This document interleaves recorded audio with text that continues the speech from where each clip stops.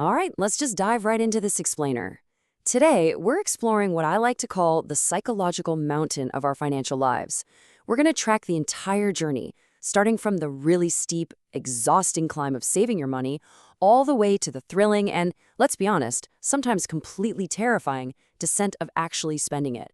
Because as it turns out, managing our money is actually way less about doing the math and much, much more about mastering our own minds. To help us conquer this mountain, we've broken our journey down into 4 stages: the accumulation climb, the transition peak, the decumulation descent, and finally, the vital role of the guide. So let's kick things off with Section 1, the ascent, or accumulation, the steep climb of saving money. As we start this massive climb during our working years, have you ever actually stopped to wonder why saving is just so hard? We all logically know we absolutely need to put money away for the future, but it's like our brains are constantly fighting us, demanding we spend that paycheck right this second. Well, behavioral science gives us a pretty clear answer, and it has everything to do with how humans are hardwired. It all boils down to this fascinating concept called hyperbolic discounting. Basically, it's a cognitive bias where we suffer from what psychologists call temporal myopia. And that's really just a fancy way of saying we literally cannot empathize with our future selves. If you give someone the choice between a smaller reward today, like $100 right now, or a much larger reward in the distant future, our brain absolutely screams for that immediate dopamine hit. We kind of look at our retirement age self as a complete stranger, which makes it incredibly difficult to forego spending today just to fund their life decades down the road. But wait, it gets trickier. Compounding that temporal myopia are our money scripts. These are deeply ingrained, entirely subconscious beliefs about money that we've picked up as kids, and they are quietly driving our financial behaviors right beneath the surface. You might naturally fall into categories like money avoidance, money status, money worship, or money vigilance. The crucial takeaway here is that these unexamined childhood beliefs can easily trigger self-destructive financial habits, like chronic undersaving or massive overspending. And here's the kicker. This happens regardless of your actual financial literacy. You could be a math genius, but if your money script is secretly fighting you, saving is going to be an uphill battle. But here's the good news. We can actually overcome these barriers. The Horowitz-Klontz employee retirement engagement hierarchy perfectly maps out how we can use the trans-theoretical model of behavior change to help people. It shows that if we meet people exactly where they are psychologically, rather than just throwing a bunch of intimidating financial data at them, we can slowly shift them. We can move them from being completely unengaged at the bottom of the pyramid all the way up to actively calculating and managing their retirement assets.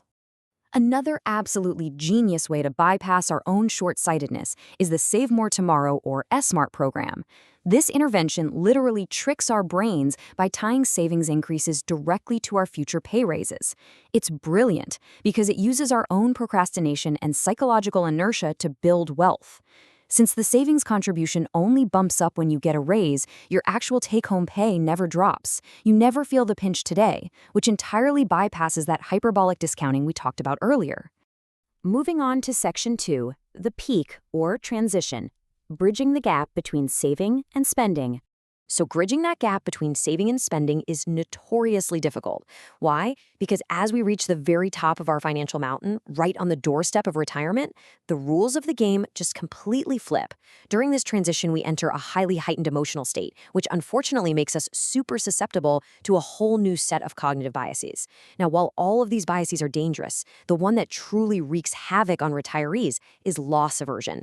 As we age and suddenly have way less time to recover from a market drop, our fear of losing our hard-earned capital absolutely skyrockets. This bias can force us into overly conservative and, quite frankly, damaging financial decisions, where we inadvertently rob our portfolios of the growth potential needed to sustain a multi-decade retirement. And right alongside that fear is another massive hurdle: decision fatigue. Think about the constant, overwhelming barrage of financial choices you suddenly have to make. When do I claim Social Security? How does Medicare work? How should I shift my investments? It just exhausts our minds. And this fatigue naturally causes us to overcomplicate our financial lives, react highly emotionally to perfectly normal market swings, or simply procrastinate on vital, must-do things like estate planning. Which brings us to Section 3, the descent, or decumulation, the fear of the shrinking pile. Now, the descent down the mountain introduces a whole new terror for people: the fear of the shrinking pile. It is absolutely wild because the exact same mental tools of extreme self-control that successfully made us wealthy suddenly morph into our worst enemies. You basically see two very different mindsets emerge here. On one side, we have the miser. They stubbornly refuse to break the habit of saving, finding their ultimate security in a growing account balance, and they are quite literally terrified of spending their capital. On the flip side is the confident spender. This person understands how to successfully transition their mindset from accumulation to enjoyment, and they are entirely comfortable safely spending the wealth they worked so hard to build. To put this psychological barrier into perspective, there's a quote from a Wall Street Journal reader that just hits the nail on the head. They wrote, "The total enjoyment for that person was in the saving and living miserly. To a certain degree, I am that person." I mean, wow. For a lot of retirees, the actual pain is in the spending. They feel breaking the saving rule is so emotionally wrong that they'd rather risk leaving behind vast unspent wealth than enjoy a single cent of it while they're alive. And this extreme reluctance to spend leads straight into a trap known as the money illusion.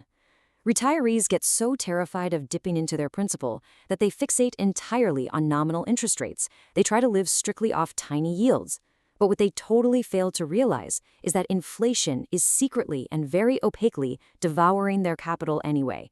They think they're preserving their pile, but in real terms, their purchasing power is shrinking right before their eyes. Finally, let's look at Section 4, the Guide, or Advisor Interventions, Retraining the Brain for Spending. Because this massive shift from accumulating wealth to decumulating it is just so emotionally taxing, financial advisors really have to step in as behavioral coaches. Their job is to help clients safely navigate this descent, and they usually start by reframing mental accounts. They have to show clients that those strict, "I'm only going to spend my income" rules actually lead to opaque, expensive dips into capital, like losing your purchasing power to inflation or paying unnecessarily high fees just to chase dividends. Advisors help them realize that transparent, consciously planned dips into their capital are far healthier and much more sustainable for a comfortable retirement. To really hammer this mindset shift home, behavioral finance expert Meir Statman uses this brilliant analogy. He says to think of your capital as an apple tree and the income as the apples. Well, eating those apples, which represents spending your dividends, technically is a dip into your capital. If you had just reinvested those apples instead, you'd be planting a whole new orchard.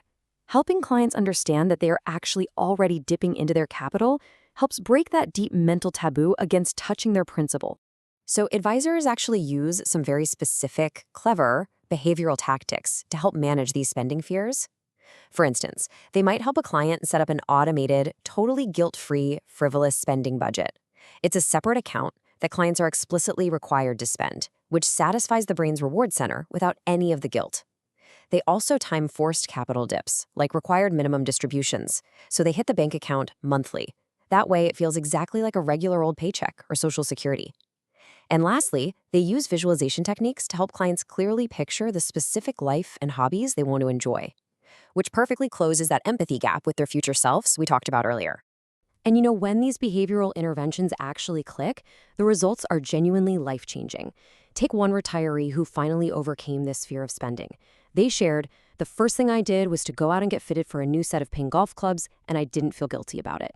That right there is the ultimate goal, allowing lifelong diligent savers to finally let go, embrace their wealth, and enjoy the fruits of their decades of hard labor.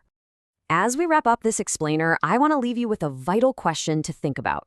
Are you treating your financial journey like a zombie or a human? Are you just mindlessly chasing returns and blindly following rigid, robotic rules about saving and spending? Or are you actually embracing the human, emotional reality of your wealth? Because true financial wellness isn't just about the numbers sitting in a bank account. It's about having a healthy relationship with those numbers throughout the entire journey, both up and down the mountain. So, what will you change about your money scripts today?